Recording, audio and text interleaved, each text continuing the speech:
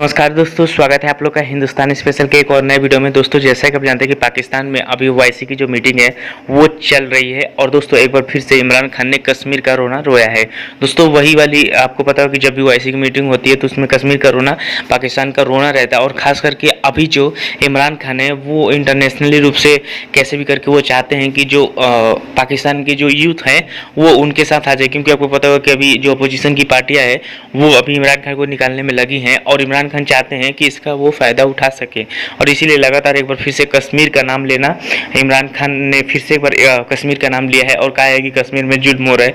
दोस्तों आपको पता होगा कि दुनिया जो है वो ये बात सुन के अभी थक चुकी है और वो भी पक चुके हैं, क्योंकि जहाँ पर भी इमरान खान जाते हैं वो कश्मीर के बारे में बात करते हैं। लेकिन इमरान खान और उनकी पार्टी भी ये बात बहुत अच्छे तरीके जानती है कि उनके बोलने से कुछ फ़र्क नहीं पड़ने वाला है।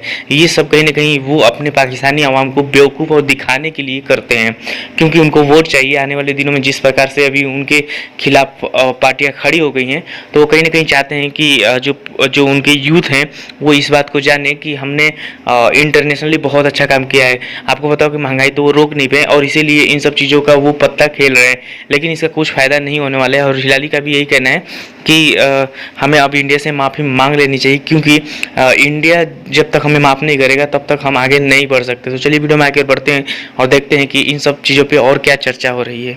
शाहिद कियानी साहब, मैं तो समझता हूं कि ठीक है जी, रेजोल्यूशन पास हुए बड़ी, लेकिन असल चीज तो ये होगी कि इन ममालिक में दो ऐसे ममालिक हैं, यूएई और सऊदी अरेबिया, जिनका हिंदुस्तान के साथ बहुत करीबी सियासी भी और इकोनॉमिक रिलेशंस बहुत ही करीब है। मैं ये चाहूंगा कि ये दोनों मुल्क अपने ही वजीर खारिजा को भेजें हिंदुस्तान और उनको बताएं कि ये जो कुछ आप कश्मीर में आपने किया है ये ह्यूमन राइट्स वायलेशन है और इस पर हम आपके साथ सेटिस्फाइड नहीं है, इसके मुताबिक कुछ आप करें, तब मैं समझता हूं कुछ बात बनेगी, वरना रेजोल्यूशन जो है वो पेपर पे रह जाएंगे। राइट। जिगर बलोच साहब, वेरी क्विकली, ये पेपर से प्रैक्टिकलिटी का सफर तय हो पाएगा? मेरा ख्याल है, देखिए जितनी बड़ी स्ट्रगल्स होती है अमल से पहले कहते हैं फिक्र, तो फिक्र के मराहिल में एक दफ़ा फिर हमने सोई हुई कौम को जगाने की कोशिश की है। मैं कौम से मुराद अक़वाम की तरफ इशारा कर रहा हूँ, जिन्होंने तकरीबन कश्मीर को भुला चुके थे और कश्मीर एक लिहाज से एक तारीख जो कि गुजर चुकी है उनके हवाले से, लेकिन एक दफ़ा फिर ओआईसी के डॉक्यूमेंट्स का हिस्सा है, प्रोसीडिंग्स का हिस्सा है। लिहाजा मैं समझता हूँ अगले 200 साल भी अगर हमें स्ट्रगल करनी पड़ी तो फिर भी हम करते रहेंगे। अब जाग गई है कौम, जागते रहो कि सदाएं हमें लगानी पड़ेंगी कश्मीर के हवाले से बिलखुसूस। But a very big thing और very big victory for Pakistan की ओआईसी के समिट 4 महीनों के अंदर 2 हुए, इसके ऊपर हुकूमत को सराहना बनता है। बहुत शुक्रिया अदा करेंगे जी, आपने वक्त निकाला प्रोग्राम के लिए। बहुत अहम दिन, बहुत तारीखी दिन पाकिस्तान के लिए। 48वां ओआईसी जो इजलास है वो पाकिस्तान उसकी मेजबानी कर रहा है। ये बताइए सबसे पहले कि ये पाकिस्तान के लिए कितना अहम है?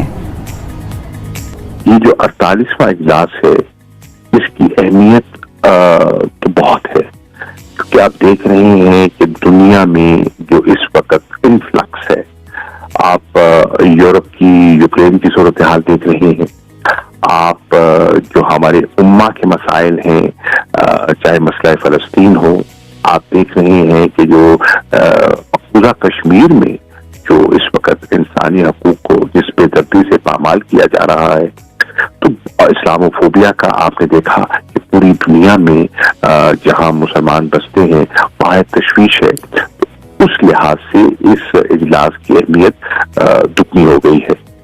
अच्छा, अब ये जो ओआईसी का जो इजलास हो रहा है, इस इजलास में तमाम मेंबरान मौजूद हैं, उनके नुमाइंदे मौजूद हैं। किन किन अहम इश्यूज पर, किन किन अहम उमूर पर बात होगी? इस सेशन में बहुत से इश्यूज बहस आएंगे। आपका जो यूक्रेन की सूरत हाल है, जो इस्लामोफोबिया की कैफियत है, खास तौर पे इस सेशन में मसला कश्मीर पर खास तवज्जो और इसको खास अहमियत दी जा रही है। साइडलाइंस पे कॉन्टैक्ट ग्रुप का इजलास भी हो रहा है और इस पर खासा स्पीड वर्क बना हुआ है। ओवरसी सेक्रेटेरिएट के साथ भी हमारी कोशिशें हो रही हैं और हम इसके लिए एक प्लान मुरतब कर रहे हैं। फलस्तीन का मसला ज़ेर बहस आएगा, उम्मा के अंदर जो कुछ इशू चल रही हैं, लीबिया की सूरत हाल आपके सामने है, यमन की सूरत हाल आपके सामने है, तो ये इस्लामोफोबिया का इशू है, ये सब इश्यूज है जो कि डेवलपमेंट के इश्यूज हैं, कनेक्टिविटी के इश्यूज हैं, तो इन सब पर बात होगी। अच्छा सर, ये भी बताइएगा कि जो वेस्टर्न दुनिया के ब्लॉक्स हैं जैसे यूरोपियन यूनियन वगैरह हैं, उनके मुकाबले में ओआईसी कहां पर खड़ा हुआ है? देखिए, ओआईसी की अहमियत से आप इनकार नहीं कर सकते। अक़वाम मुत्तहिदा के बाद ये सबसे बड़ा फोरम है, 57 ममालिक इसके मेंबर हैं।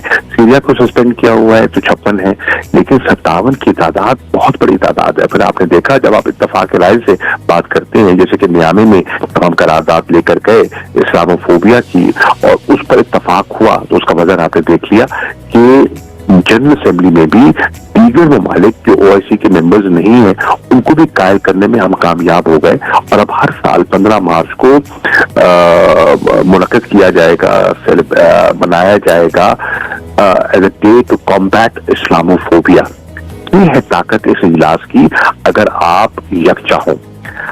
अब कोशिश रहती है लोगों की कि इसमें तकसीम दर तकसीम पैदा की जाए ताकि उनके एजेंडाज जो हैं वो आगे बढ़ सके। आज पाकिस्तान को जिम्मेदारी सौंपी जाएगी अगले 1 साल की सदारत की, और मेरी कोशिश होगी वैसे चेयरमैन ओआईसी CFM कि मैं इस इदारे को न सिर्फ वाइटलाइज करूं, इसको यकजा करने में अपना किरदार अदा करूं।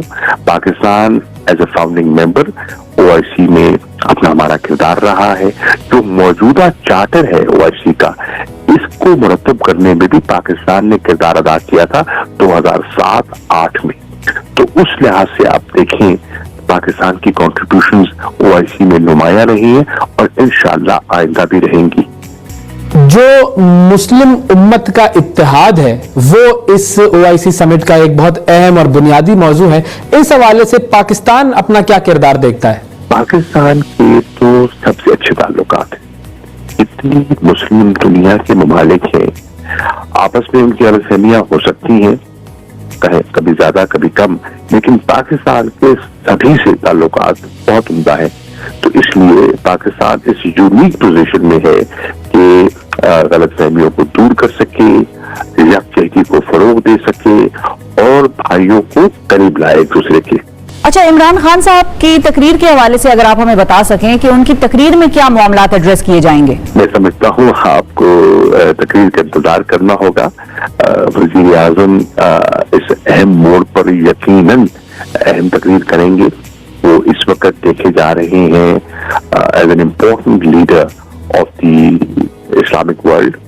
जिस तरह वो उभरे हैं, जिस तरह उन्होंने एक पोजीशन ली है ऑन इम्पोर्टेंट इश्यूज, मिसाल के तौर पे फलस्तीन का इशू है, मिसाल के तौर पे कश्मीर का इशू है, मिसाल के तौर पर डेट रिलीफ का इशू है, मिसाल के तौर पर क्लाइमेट चेंज का इशू है, इस्लामोफोबिया का इशू है। तो उससे मुस्लिम दुनिया में, इस्लामिक वर्ल्ड में इमरान खान का कद बहुत बढ़ चुका है। यकीनन पूरा जो ऐवान है और जो वज़ीर खारजा का फोरम है वो उनकी तकरीर का मुंतज़िर भी है और गौर से सुनेगा भी सही और नोट्स भी लेगा। बहुत शुक्रिया अदा करेंगे आपका, वक्त दिया आपने। ओआईसी के हवाले से बात हो रही थी।